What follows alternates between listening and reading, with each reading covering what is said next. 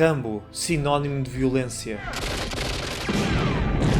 Até o dicionário de Oxford já inclui o nome para descrever uma pessoa militarista e capaz de destruir um exército. Ou seja, como a NRA se vê a si mesma. Até os filmes são vistos como o exemplo principal da ação sem narrativa. Mas nem sempre foi assim. Rambo começou como algo mais complexo do que isto.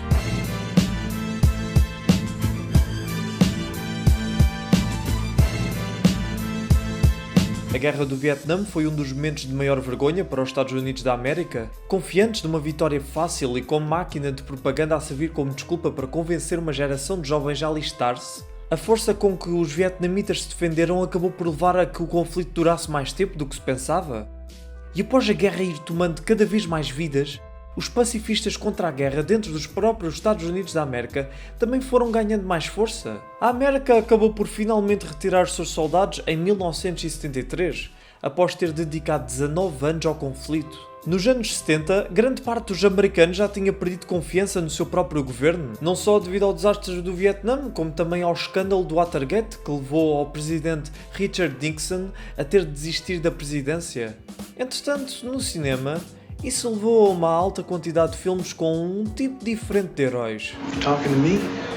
Histórias protagonizadas por pessoas com a moralidade mais questionável. Mesmo que os filmes nos fizessem simpatizar com estas pessoas, não tratava as suas ações como sendo moralmente corretas. Afinal, a vida não era feita de bem e mal em absoluto. Mas a situação começou a ir lentamente mudando quando o sucesso de Star Wars e de Steven Spielberg provaram que as pessoas estavam dispostas a ir ao cinema para experienciar uma realidade mais simples e positiva do que a sua. Mas houve uma ideia que foi circulando por Hollywood em ambas as eras.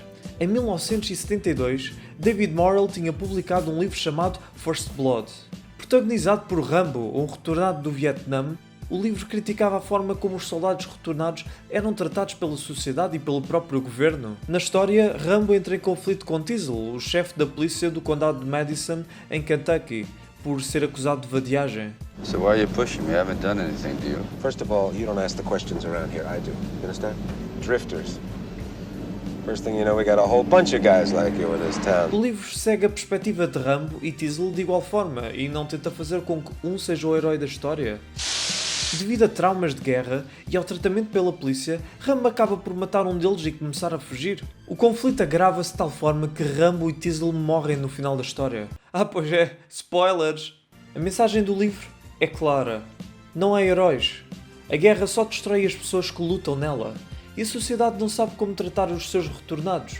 Durante uma década, os direitos para se fazer um filme foram circulando por Hollywood, até ele finalmente ser encabeçado por Sylvester Stallone. Aqui, John Rambo é ligeiramente mais heróico do que no livro. A única morte que lhe pode ser atribuída é acidental. O filme destaca-se principalmente pela habilidade de sobrevivência de Rambo. No final, John abre o coração e acaba em lágrimas.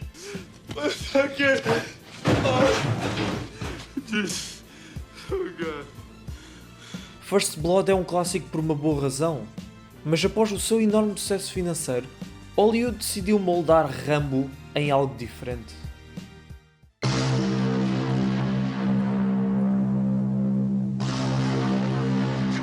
Existe uma expressão no cinema chamada explodir o frigorífico.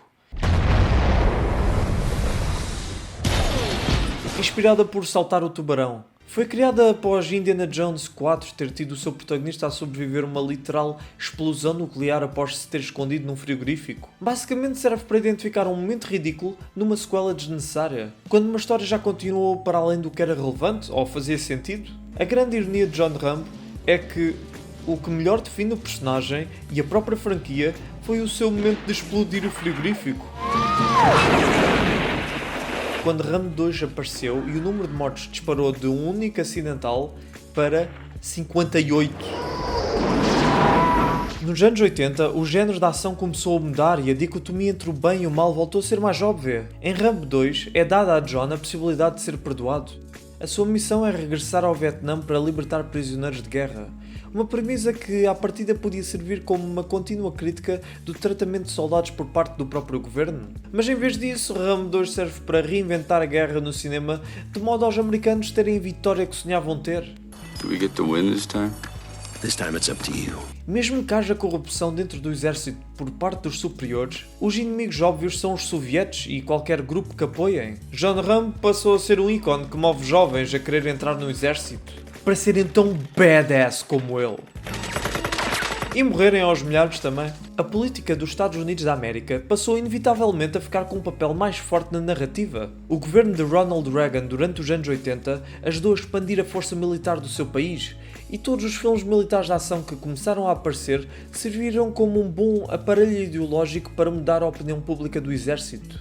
Um dos vilões de Rambo 2 é um burocrata com uma foto de Ronald Reagan no gabinete e que está disposto a vender prisioneiros de guerra. Isto é uma crítica suficiente para o filme poder usar a desculpa de não ser apologista de Reagan, mas a forma como interpreta o Vietnã simpatiza muito com Reagan.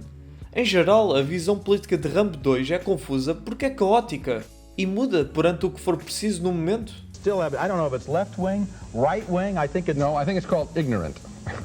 Rambo 3 passou o conflito para o Afeganistão, efetivamente trazendo Rambo para outra guerra que os Estados Unidos queriam ganhar. Foi graças a estes dois filmes que a percepção de Rambo passou a ser de um simples herói de ação. E ainda mais ridículo foi como conseguiram converter um homem tão violento num desenho animado para as manhãs de sábado. From the canyons of skyscrapers to the canyons of remote mountain peaks, Liberty's champion is unstoppable. Quando Rambo regressou em 2008, todos se lembravam de quem era, mas poucos aparentemente tiveram vontade de voltar a visitar o personagem. Num quarto filme ainda mais violento do que qualquer um dos anteriores, a narrativa passou para um conflito do qual a América não fazia parte. Rambo continua uma máquina de matar, talvez ainda mais perigoso do que nunca, mas este John Rambo mais uma vez mudou. Agora já não é um ícone para o exército, mas sim a alma perdida do primeiro filme que não vê propósito na própria guerra. Até tomar a justiça pelas próprias mãos e voltar a triturar exércitos.